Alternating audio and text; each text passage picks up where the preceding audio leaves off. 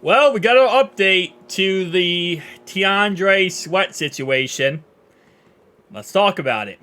So, according to JPA Football, and I've seen this on multiple sources, not just them, it actually was posted by Pro Football Talk.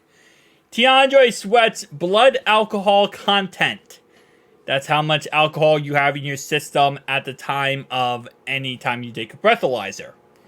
It was more than 25% over the legal limit when he was pulled over for the DWI, driving while intoxicated. Now, here's an important note. His blood alcohol content was measured at 6:08 a.m., while the officers arrived at the scene at 4:41 a.m., meaning his blood alcohol content could have been much higher if he had tested earlier. Over time, your blood alcohol content goes down. If you are drinking water, you also lower your blood alcohol content. Now, you might say, wait, why did they test him an hour and a half later?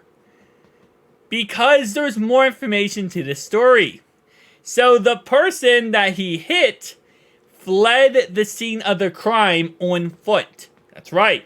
If we go to my community tab here, I posted about this yesterday. I was waiting to make a video until we got the full story. But, actually, I think it's a little bit higher up here. I believe it's right here. So, police officers in Austin responded to a crash on Interstate 35 at approximately 4:41 a.m. on Sunday morning. Upon arriving on the scene, found Sweat, who was driving an SUV. Police said Sweat and a sedan was involved in the car crash, but the driver of the other car allegedly fled the scene on foot. Sweat was arrested for DWI and ultimately released from jail after posting a $3,000 bond. In the state of Texas, Class B misdemeanor is punishable up to 180 days in jail and a fine up to $2,000 or both. Now, based on what I have understood and heard, this is his first time getting a DWI or DUI. This is the first time driving under influence. And by the way, DWI is driving while intoxicated. Excuse me there, correct myself there. So, what it looks like, and again, speculation here, this is alleged, this is nothing confirming this part I'm about to say. It looks like he hit another person that was drinking and driving. Because I couldn't see any other reason why the person he hit would flee the scene on foot unless they thought, crap, I'm in a car accident and now I'm going to get arrested because they might have thought it was their fault and they probably were drunk too. So in the end, the best case scenario happened where he hit someone else who probably was intoxicated or drunk. But this still does not exonerate him in any way from the fact that, again, what we do know for facts is his blood alcohol content was 25% higher than the legal limit. If he would have gotten tested at 4, it probably would have been the ballpark range of maybe 35 plus. And that, I'm going to be really conservative on that prediction because it could have been higher than that. But I'm going to say at least 35% higher than the legal limit. Should this end his career and destroy his future? No. Especially if this was his first offense, this is a disgusting, awful thing you could ever, one of the most awful things you could ever do. I know not everyone sees drinking and driving as something that is that awful because at the end of the day, no one died. But just keep in mind that when he made that decision, a conscious decision, I don't care that he was drunk, when he made that decision as a grown man, he put every single person on that road in risk. He could have killed a family of 4. He could have killed another person. He could have hurt anyone.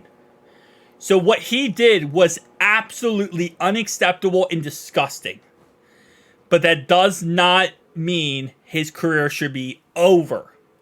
He should, in my opinion, I think he should serve some jail time and pay a fine for what he did. He should also go to classes to, educate himself on why you should not drink and drive.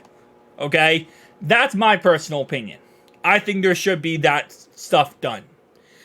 Do I think that he should be thrown away? No, I don't think so. I think this will affect his draft stock, and I think his draft stock will go down.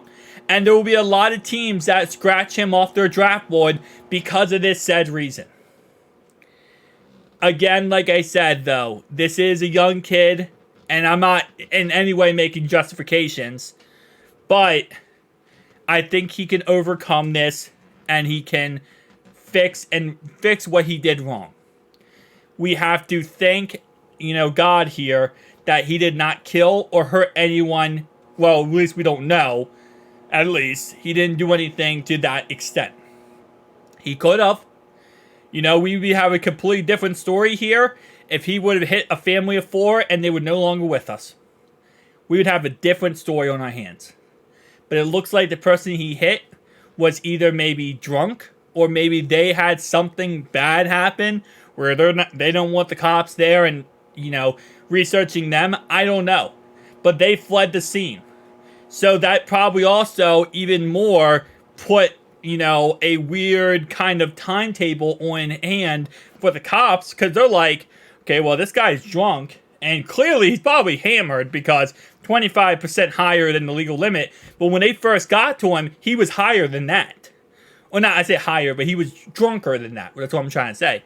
So when they first got to him, he's drunker than that. They're probably like, okay, well, this guy's definitely hammered, no doubt about it. But what happened to the other guys? And they got to figure out what happened to the other people first.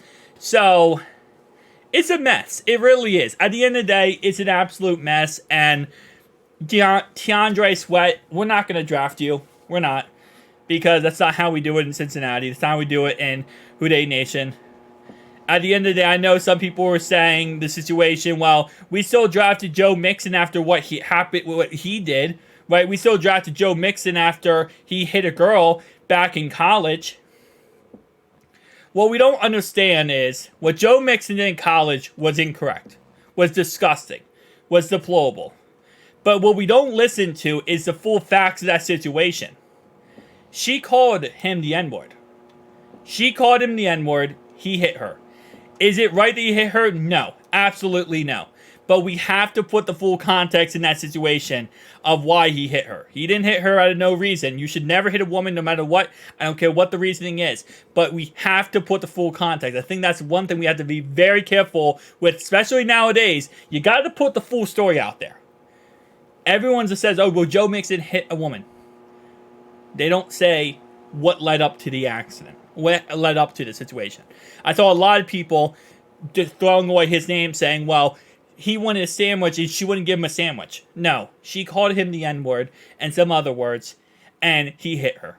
Is it right that he hit her? Absolutely no. Should never lead to physical violence in any way, especially with a man with a woman. But at the end of the day, we have to look at the situation. This situation and Joe Mixon's situation are nothing the same. One was a racial-filled, violent accident or incident, and this is a stupid, deplorable, just messed up situation that Tandre Sweat put himself into. Tandre Sweat has no one to blame but himself. So let's not use this Joe Mixon situation as a way to say, well, we still drafted Joe Mixon. Joe Mixon's situation was awful, but at the end of the day, the full facts are out there. This situation has nothing to do with anyone else but himself. Thank you guys for watching. I'll see you guys next one.